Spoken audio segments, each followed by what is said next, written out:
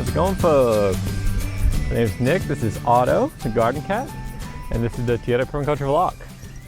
We are back after, when it hit us, it was potential Tropical Storm 9. It is now Hurricane Isaiah. So we didn't actually get any hurricane effects, it was just kind of tropical storm effects. And it was supposed to be passing right over us, and it ended up actually going south of us. So that ended up giving us most of the rain and some of the winds, and we actually thought it was going to be almost completely miss us because it kept going further and further south, but the eye actually reformed even closer to us after all that. So we ended up getting quite a bit of rain. I measured before last night, we had about 4.7 inches of rain. That's quite a bit. That's I think about 125 mil. And we also have more. I think we have about an inch. We'll check on that in just a second. So today we're just going to kind of check in after the storm, see what happened. I'm going to talk about a little bit of what I observed during the storm, and we're just going to kind of reset everything. So let's get started. Otto enjoyed the storm a bit because he got to hang out with us all day. We pretty much were just hanging out with him inside. He's not used to that so much, so he was pretty excited about that. All right, so on top of the 4.7 inches, we have another full inch here, another 25 mil. That's full. Not too much. It's another, it's like another 0.1. You guys, it's not really focusing for you guys, but it's about 0.13 here. So another 1.1 inches that we had on top of the 4.7 that we had throughout the whole storm. So lots and lots of rain. The chickens survived everything quite well. Their little hurricane shelter I built them worked great. And Henry, who's over here, you can kind of maybe see him walking around. He's over there somewhere.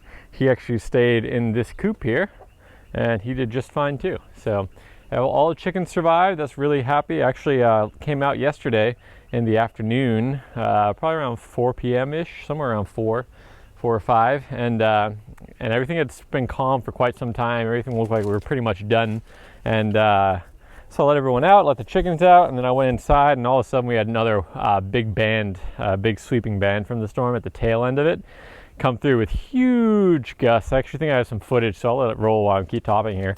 But yeah, lots of heavy rain, huge wind gusts. I was actually over hanging out, sitting with Mom for a minute, talking to her and just kind of discussing the storm, etc. And it came in, and yeah, it was nuts. There was basically a river down the road, and that's pretty common for us. If we do have lots and lots of rain, pretty much the road right outside our front house ends up being essentially a river. So yeah, lots of river action down the road, and so much wind, kind of almost blowing the trees over, it looked like. But it was just really big gusts, and relatively not even that much, not strong wind compared to like regular big hurricane force winds. So not too bad. And then once it kind of calmed down, the major burst of that, it was still kind of pouring, but I came out back to let the chickens back in. And while I was back here, I actually I got to see the water flows across the site really well. It was very clear that we had a lot of rain coming because this ditch was basically running full of water. It was pretty much another river that we had. So I got to essentially test my design back here, see how it worked with all huge excess amounts of water. And I have to say it worked really well. I'm actually really happy about it. So basically, the way I have this system set up, just to review it real quick, is this whole terrace with this garden bed here, this whole terrace is slightly insloped, and it's also slightly sloped this way, so it will direct water away from all the bed and away from the chickens when all that water collects here. And there's about 2 or 3 inches of gravel here, so there's quite a bit of space down here for the water to collect before it actually flows. So when it does end up getting to the point where it's fully saturated, we have a lot of water here, what it does is it comes from over here and it moves down over towards the center here, and then it overflows here on this little wooden thing. It's level sill. So I'm going to cut to the shots that I took yesterday, so you can see how much water was actually in the upper part of the terrace bed here in the footpath. That's also a drainage for me. And then as it got over to where the level sill is, you can actually see how pacified the water becomes when it hits that level sill. So there's lots of water behind it and there's a constant water flow, but it's really nice and gentle and smooth, so it doesn't cause a lot of erosion. And that water basically went over the level sill and then moved right down the property and came out down towards the bottom of the pathway, and then just kind of kept flowing down into the grass here and down to the bottom of the property. So I'm really happy with this path kind of water harvesting and water drainage system. It's kind of a combination. It's basically trying to slow spread and soak the water, and then any excess I just have an overspill planned in as my pathway. So I'm quite happy with it. You can see here there was quite a bit of flow, and I do need to add a little bit of more reinforcement. You can see I should probably add more rocks like that all along the edge here, so when it does have that level sill, there's a little bit of a splash apron for all that water to splash onto, so I don't get this little micro erosion happening here. You can see it just basically pushed a lot of this gravel down from right there. So this little bit of erosion in a 5-inch rain event, or more than 5-inch, almost 6-inch rain event, 150 mil rain event, that is pretty good, I'd say. That's pretty much the only major erosion, or really minor erosion that I have here on the site. So I'm pretty happy with that. Let's check down here. This whole area down here, it's just really soggy and soaking wet, but no major kind of erosions or problems down here. My little bit of our greenhouse kind of got smashed a little bit, kind of got thrown up against here, so I'll have to fix that later. But over here, all the bananas that were behind, or the kind of banana-like trees behind my mom's house, they all got knocked over. So usually over here, it's really kind of, you can't see that house at all, not even close.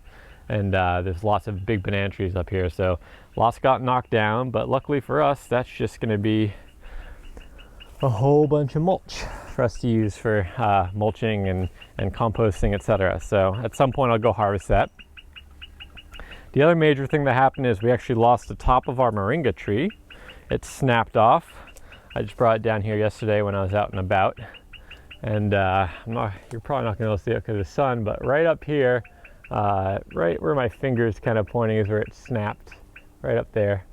And there's a couple other little branch snaps throughout there, but pretty good. And this is, it didn't really cause any damage, it just fell. I actually found it laying over this bed right here, and the trellis actually was holding it up off of all the stuff down here, so none of this got hurt. So thank you, trellis. Look at this cat. I think he's peeing through the shade cloth that I have set up. So that's it's real nice, bud. Real nice. What are you doing, huh? But so all this moringa that fell, we can basically just harvest all these leaves. These are all the edible leaves of the moringa tree. So we can just come out here and harvest all these, and then we have a nice fresh moringa harvest that we can eat. So not that bad that it blew the top off. I'm going to try to get you a better view of the actually top. Let's see. Yeah, so right there you can see really clearly that's where it snapped right there. So my goal is going to be to basically climb up there and give that a nice fresh cut, a nice clean cut, so it doesn't get infected or anything, so this tree keeps going. And honestly, that tree probably is, I was probably planning on topping it come fall. Right when hurricane season was over, I was going to top it anyway. So this kind of just helped me begin that process. It's going to kind of encourage more kind of lateral growth here, and that's kind of what we want. We don't need a huge tree here. About the size it is perfect for us. We don't need any more than that. My little shade cloth shelters for the plants all made it, so I'm going to take those off in just a second, and we're going to just check in with the chickens, rehang their shade cloth up here, and the tarp that goes kind of on the bottom there. I'm actually thinking about replacing it with a bigger tarp so I can cover more of it. So yeah, a couple little projects we're going to take on today. So that's it for the update for the storm. I'm glad you got to see a couple of those images. I didn't get too much because most of the storm came during the night, and then when it did start kind of blowing during the day, I just got a couple shots throughout the day because we didn't have power all day. We basically lost power and water, but it all came back yesterday evening, so it wasn't too bad. Not too bad of a hard time. And pretty much the garden, all the gardens, this garden was completely exposed and everything's fine. In fact, I saw a brand new flower open up yesterday, so it must be just fine with all that wetness and rain. So yeah, very happy. And yeah, we're just gonna get started with resetting everything now. I'm going to start by taking off all these shade cloths. And I don't know if you guys know this, but zip ties like this, zip ties, they're actually removable, or they're reusable if you know how to reuse them. So right in there, there's a little tab, and that tab is what's holding the zip tie together. So if you take a small piece of whatever you have, so there's a little tab in there, and you can see how I've lifted that tab with the screwdriver. So once you get that tab in there, you basically just pull. You can pull kind of from either side.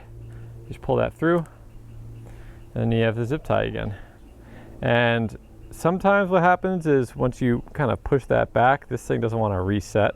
So sometimes it's not reusable, but what you can do is, you know, you can just test it out and see how that, it's still holding just fine.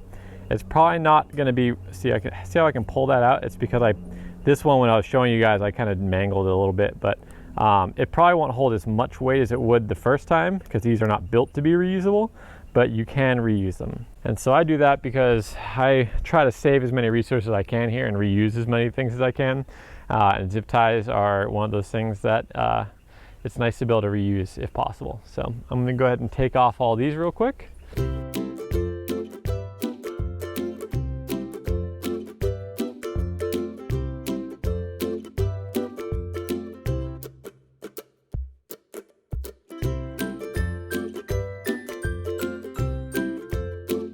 All right, that one's removed, and these tomatoes are doing just fine in here. So that's exciting. Tomatoes, actually the peppers underneath actually look a little bit better. They look a little more green, so that's kind of cool.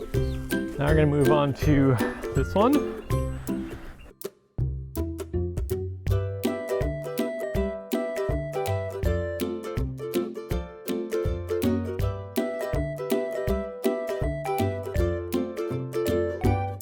Yes, this little garden made it just fine. Everything seems to be quite happy still, actually. The calendula seems a little bit waterlogged down here, but they're okay. Everything else seems just fine.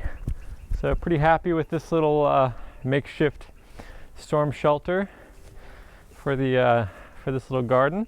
I'm actually going to leave all this up because we are still in hurricane season. So if we do have another one coming, then it's all ready for me instead of me having to go and get it all prepped again. So yeah, this will be here ready for us for next time. And yeah, pretty makeshift as you can see here. Not the most attractive thing in the world, but it works just fine. Here's the kitty going to explore the drainage down here. What are you doing, Otto? What are you doing? What are you doing? Yeah, you good kid. You good kid. I left this pool up so we can collect water, and it is completely full. It actually is overflowing. I set it up so that if it did fill up, it would start just flowing that way and down into the drainage, and that's what it did. So it's a nice big old tub of water there. That'll probably be dumped today or tomorrow, depending on how much work I feel like getting done today. All right, next I'm going to get the chicken area reset up a little bit.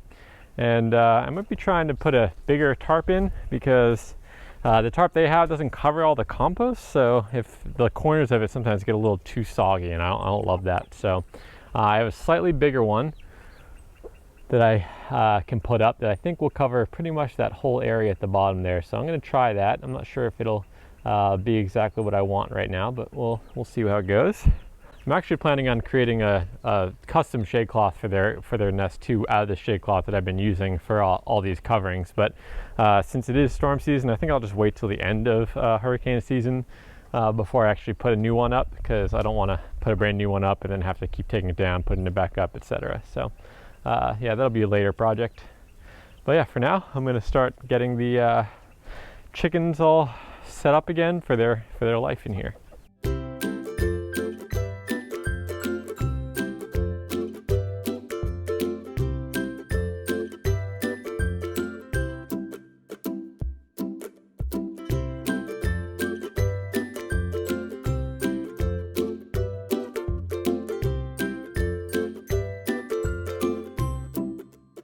All right, this is back up.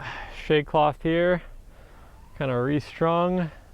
And then I got this bigger tarp up, so they get a little bit more protection now down here, which is nice, a little bit more rain protection. And It'll also keep a lot of the rain off of the compost down here, so that's pretty nice too. And yeah, everyone seems pretty happy in here. I'm going to quickly climb up the moringa here and try to cut down that branch that's a little bit frayed, just so we have a nice clean cut there for it.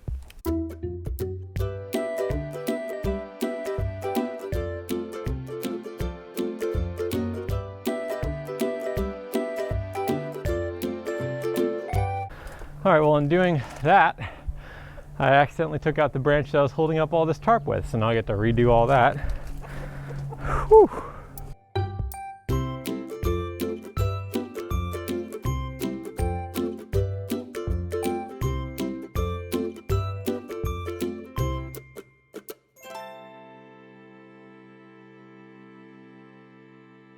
All right, that'll do for now. It's not ideal because that's right in the way where I get to walk all the time, but it'll work. So that's what we're gonna go with for now. Comes Katie with all the compost from the past few days.